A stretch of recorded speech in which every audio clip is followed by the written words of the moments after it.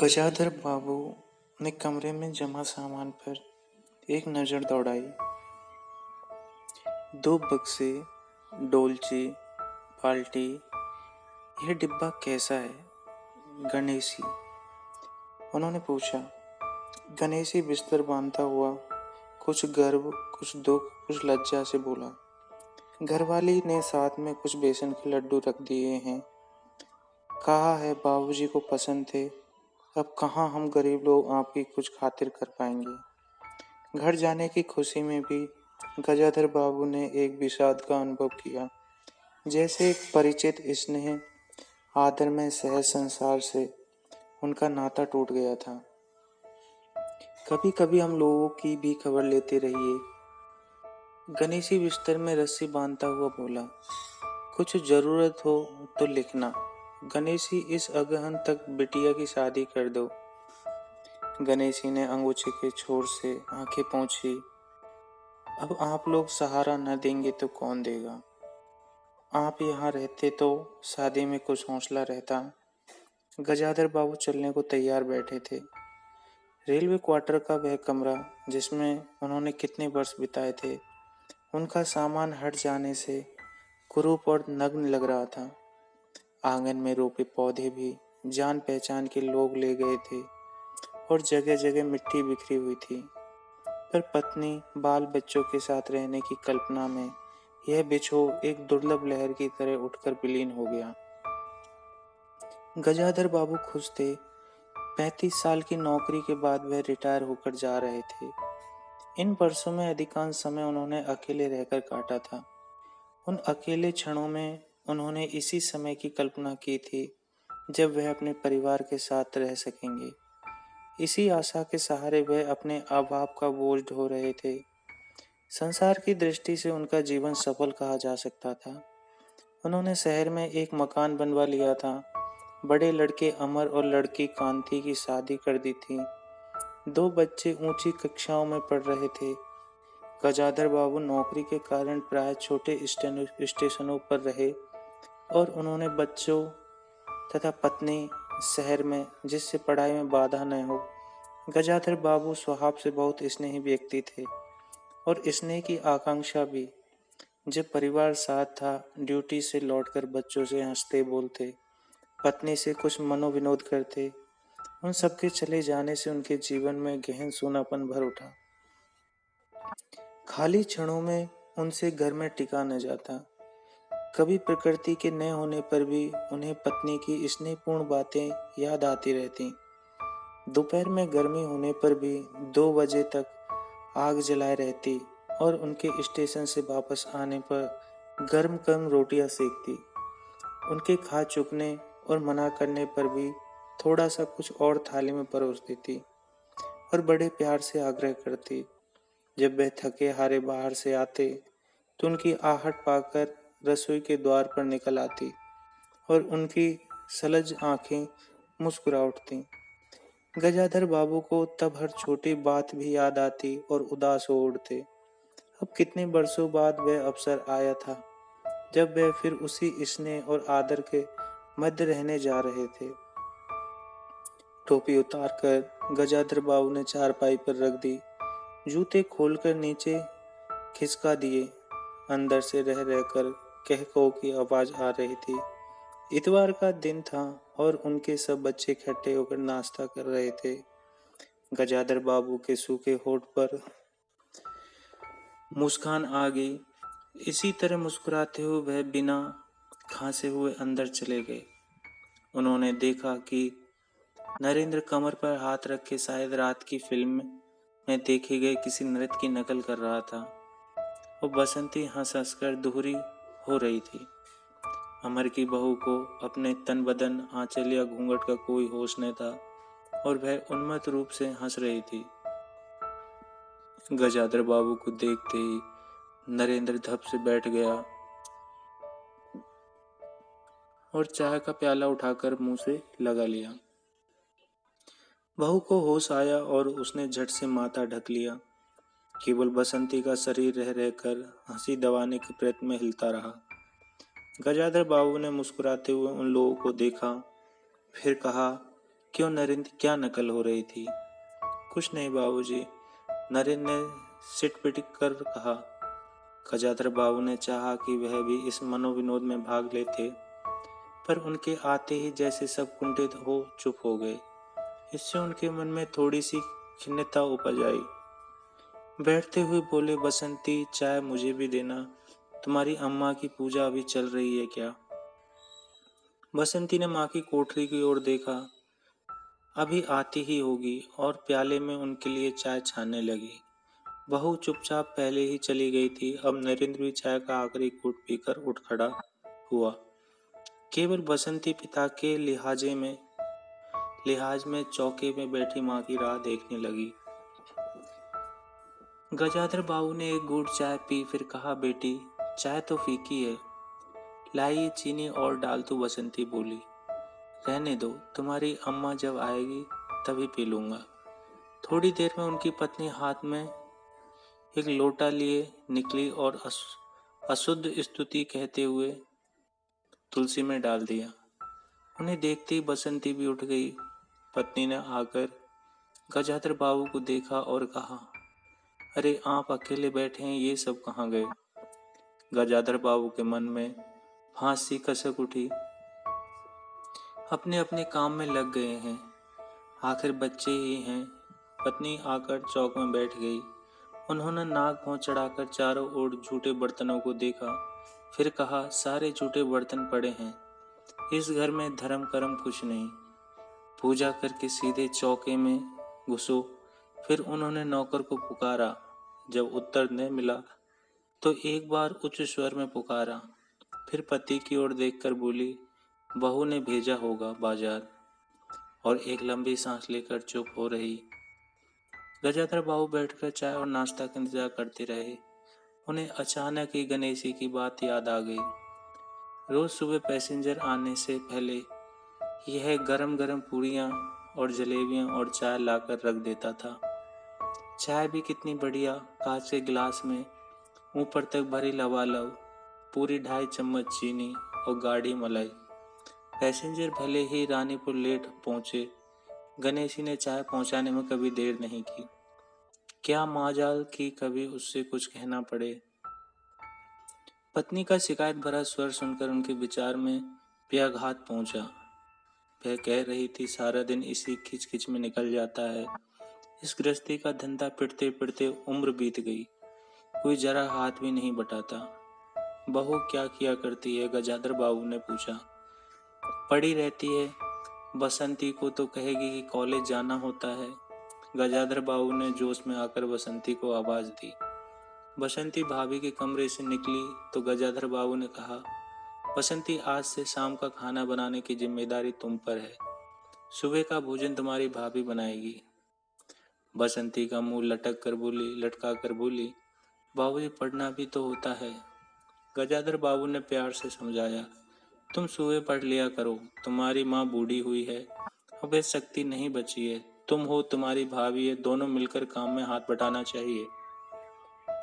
बसंती चुप रह गई। उसके जाने के बाद उसकी माँ ने धीरे से कहा, पढ़ने का तो बहाना है, कभी जी ही नहीं लगता। लगे कैसे? शीला से ही फुर्सत नहीं। बड़े बड़े लड़के हैं उस घर में, हर वक्त वहां घुसा रहना मुझे नहीं सुहाता। मना करो तो सुनती नहीं। घर में गजाधर बाबू के रहने के लिए कोई स्थान न बचा था, जैसे किसी मेहमान के लिए कुछ अस्थायी प्रबंध कर दिया जाता है। उसी प्रकार बैठक में कुर्सियों को दीवार से सटाकर बीच में गजाधर बाबू के लिए पतली सी चारपाई डाल दी गई थी। गजाधर बाबू उस कमरे में पड़े पड़े कभी अनायास ही इस अस्थायित्व का अनुभव करने लगते। उन्हें याद आती उन रेलगाड़ियों की जो आती और थोड़ी देर रुककर किसी और लक्ष्य की ओर चली जाती। घर छोटा होने के कारण बैठक में ही अब वह प्रबंध किया गया था।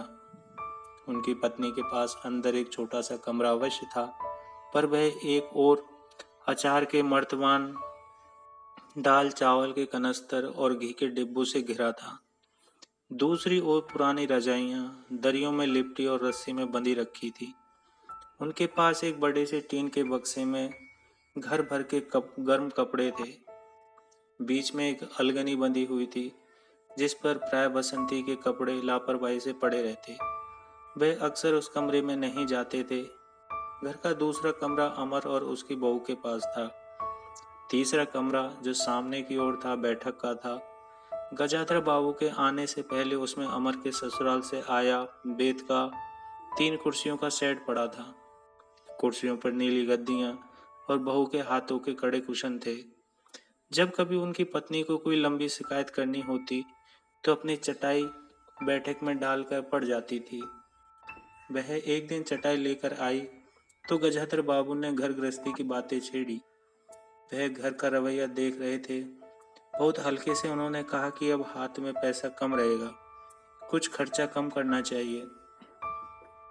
सभी खर्च तो वाजिब वाजिब है, न मन का पहना न ओढ़ा। गजाधर बाबू ने आहत विस्मित दृष्टि से पत्नी की ओर देखा। उनसे अपनी हैसियत छिपी न थी। उनकी पत्नी तंगी का अनुभव कर उसका उल्लेख करती। यह स्वाभाविक था, लेकिन उनमें सहानुभूति का पूर्ण अभाव गजाधर बाबू को बहुत खटकता। उनसे राय बात की जाती कि प्रबंध कैसे हो। उन्हें चिंता कम, संतोष अधिक होता, लेकिन उनसे तो केवल शिकायत ही की जाती थी, जैसे परिवार की सब परेशानियों के लिए वही जिम्मेदार थे। तुम्हें कभी किस बात की है? अमर की माँ, घर में बहू है, लड़के बच्चे हैं, सिर्फ रुपयों से ही आदमी अमीर नहीं होता। गजाधर बाबू ने कहा और कहने के साथ ही अनुभव किया, यह उनकी आंतरिक अभिव्यक्ति है, ऐसी कि उनकी पत्नी नहीं समझ सकती। हाँ, बड़ा सुख है न बहू से, आज रसोई करने गई है, देखो क्या होता है, कहकर पत्नी ने आंखें मूंदी और सो गई। गजाधर बाबू बैठे हुए पत्नी को देखते रह गए। यही थी क्या उनकी पत्नी, जिसके हाथों के कोमल स्पर्श, जिसकी मुस्कान की याद में उन्होंने संपूर्ण जीवन काट दिया। उन्हें लगा कि यह लावण्य युक्त युवती जीवन में राह में कहीं खो गई और उसकी जगह आज जो स्त्री है वह उनके मन और प्राणों के लिए नितांत अपरिचिता है। गाढ़ी नींद में डूबी उनकी पत्नी का भारी शरीर बहुत बेडौल और क्रूप लग रहा था, श्रेयहीन और रूखा था। गजाधर बाबू देर तक निस्वंग दृष्टि से पत्नी को देखते रहे और फिर लेटकर छत की ओर ताकने लगे। अंदर कुछ गिरा। उनकी पत्नी हड़बड़ाकर उठ बैठी। लो, बिल्ली ने कुछ गिरा दिया शायद, और कह अंदर भागी। थोड़ी देर में लौटकर आए तो उसका मुंह फूला हुआ था। देखा बहू को चौका खुला छोड़ आई। बिल्ली ने दाल की पतीली गिरा दी। सभी खाने को हैं, अब क्या सिखाऊंगी। वह सांस लेने को रुकी और बोली, एक तरकारी और 4 पराठे बनाने में सारे डिब्बा घी उड़ेल कर रख दिया। जरा सा दर्द नहीं है, कमाने वाला हाड़ तोड़े और यहाँ चीजें लुटे। मुझे तो मालूम था कि यह सब काम किसी के बस का नहीं है। गजाधर बाबू को लगा कि पत्नी कुछ और बोलेगी तो उनके कान झनझना उठेंगे। ओठ भींच कर करवट लेकर उन्होंने पत्नी की ओर पीठ कर ली। रात का भोजन बसंती ने जानबूझकर ऐसा बनाया कि कौड़ तक निगला न जा सके। गजाधर बाबू चुपचाप खाकर उठ गए, पर नरेंद्र थाली सरकाकर उठ खड़ा हुआ और बोला, मैं ऐसा खाना नहीं खा सकता। बसंती तुनक कर बोली, तो न खाओ, कौन तुम्हारी खुशामद कर रहा है? तुमसे खाना बनाने को किसने कहा था? नरेंद्र चिल्लाया। बाबूजी ने। बाबूजी को बैठे बैठे यह सोचता है। बसंती को उठाकर माँ ने नरेंद्र को मनाया और अपने हाथ से कुछ बनाकर खिलाया। गजेंद्र बाबू ने बाद में पत्नी से कहा, इतनी बड़ी लड़की हो गई और उसे खाना बनाने तक का शूर नहीं है। अरे आता सब कुछ है, करना नहीं चाहती, पत्नी ने उत्तर दिया।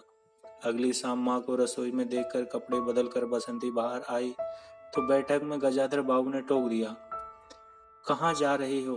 पड़ोस में शीला के घर, बसंती ने कहा। कोई जरूरत नहीं है, अंदर जाकर पढ़ो, गजाधर बाबू ने कड़े स्वर में कहा। कुछ देर अनिश्चित खड़े रहकर बसंती अंदर चली गई। गजाधर बाबू शाम को रोज टहलने चले जाते थे। लौटकर आए तो पत्नी ने कहा, क्या कह दिया बसंती से? शाम से मुंह लपेटे पड़ी है, खाना भी नहीं खाया। गजाधर बाबू खिन्न हो गए। पत्नी की बात का उन्होंने उत्तर नहीं दिया। उन्होंने मन में निश्चय कर लिया कि बसंती की शादी जल्दी ही कर देनी है। उस दिन के बाद बसंती पिता से बची बची रहने लगी। जाने हो तो पिछवाड़े से जाती। गजाधर बाबू ने दो एक बार पत्नी से पूछा तो उत्तर मिला रूठी हुई है। गजाधर बाबू को और रोष हुआ। लड़की के इतने मिजाज जाने को रोक दिया तो पिता ने से बोलेगी नहीं।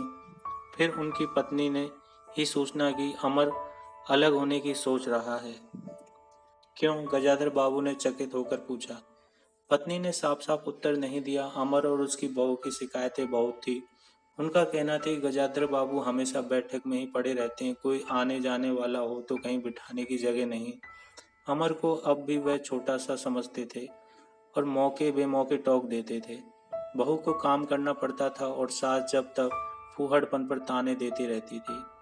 हमारे आने के पहले भी कभी ऐसी बात हुई थी? गजाधर बाबू ने पूछा। पत्नी ने सिर हिलाकर जताया, नहीं। पहले अमर घर का मालिक बनकर रहता था। बहू को कोई रोक टोक नहीं थी। अमर के दोस्तों के प्राय यही अड्डा जमा रहता था। वो अंदर से चाय नाश्ता तैयार होकर जाता था। बसंती को भी वही अच्छा लगता था। गजाधर बाबू बहुत धीरे से कहा, अमर से कहो जल्दबाजी की कोई जरूरत नहीं है। अगले दिन सुबह घूमकर लौटे तो उन्होंने पाया कि बैठक में उनकी चारपाई नहीं है। अंदर आकर पूछने वाले ही थी कि उनकी दृष्टि रसोई के अंदर पड़ी पत्नी पर पड़ी। उन्होंने यह कहने को मुंह खोला कि बहू कहाँ है, पर कुछ याद कर चुप हो गई। पत्नी की कोठरी में झांका तो अचार रजाइयां कनस्तरी के मध्य अपनी चारपाई लगी पाई। गजाधर बाबू ने कोट उतारा और कहीं टांगने ली दीवार पर नजर दौड़ाई, फिर उस पर मोड़कर अलगनी के कुछ कपड़े खिसकाकर एक किनारे टांग दिया। कुछ खाए बिना ही अपनी चारपाई पर लेट गए। कुछ भी हो, तन आखिरकार बूढ़ा था। सुबह शाम कुछ दूर टहलने अवश्य चले जाते थे, पर आते आते थक उठते थे।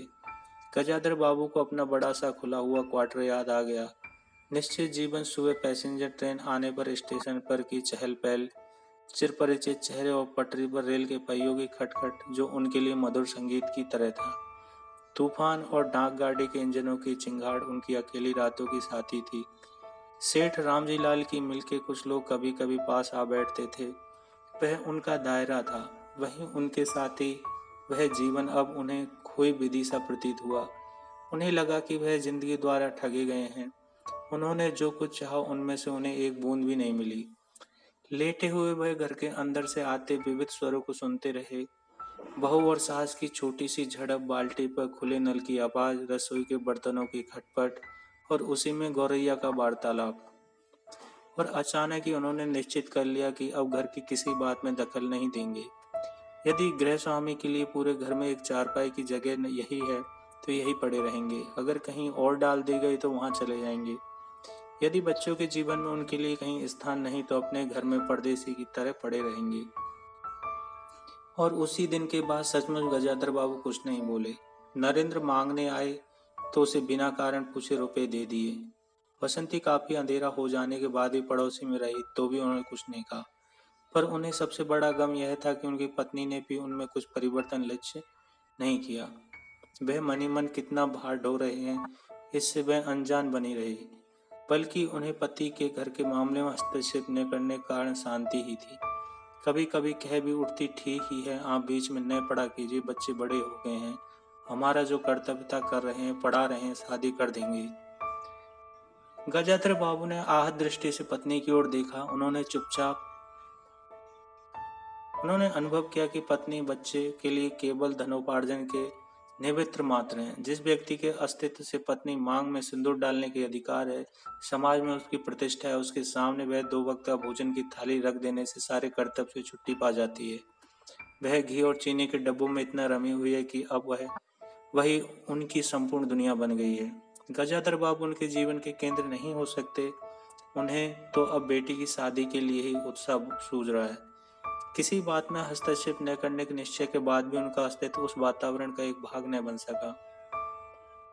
उनकी उपस्थिति से उस घर में एक ऐसी असंगति लगने लगी जैसे सजी हुई बैठक में उनकी चारपाई थी। उनकी सारी खुशी एक गहरी उदासीनता में डूब गई। इतने सब निश्चयों के बाद भी गजाधर बाबू एक दिन बीच में दखल दे बैठे। पत्नी स्वाभानुसार नौकर की शिकायत कर रही थी। कितना कामचोर है, बाजार की हर चीज में पैसे बनाता है, खाना खाने बैठता है तो खाता ही चला जाता है। गजाधर बाबू को बराबर यह महसूस होता रहता कि उनके रहन सहन और खर्च उनकी हैसियत से कहीं जाता है। पत्नी की बात सुनकर लगा कि नौकर का खर्च बिल्कुल बेकार है, छोटा मोटा काम है, घर में 3 मर्द हैं, कोई न कोई कर ही देगा। उन्होंने उसी दिन नौकर का हिसाब कर दिया। अमर दफ्तर से आया तो नौकर को पुकारने लगा। अमर की बहू बोली, बाबूजी ने नौकर छुड़ा दिया है। क्यों? कहते हैं खर्च बहुत है। यह वार्तालाप बहुत सीधा था, पर जिस टोन में बहू बोली गजाधर बाबू को खटक गया। उस दिन जी भारी होने के कारण गजाधर बाबू टहलने नहीं गए थे। आलस में उठकर बत्ती भी नहीं जलाई। इस बात से बेखबर नरेंद्र माँ से कहने लगा, अम्मा तुम बाबूजी से कहती क्यों नहीं? बैठे बिठाए कुछ नहीं तो नौकर ही छुड़ा दिया। अगर बाबूजी यह समझते हैं कि साइकिल पर गेहूं रखकर आटा पिसाने जाऊंगा तो मुझसे यह नहीं होगा। हाँ अम्मा, बसंती का स्वर था। मैं कॉलेज ही जाऊं और लौटकर घर में झाड़ू भी लगाऊं, यह मेरे बस की बात नहीं। बूढ़े आदमी हैं, अमर बुनबुनाया।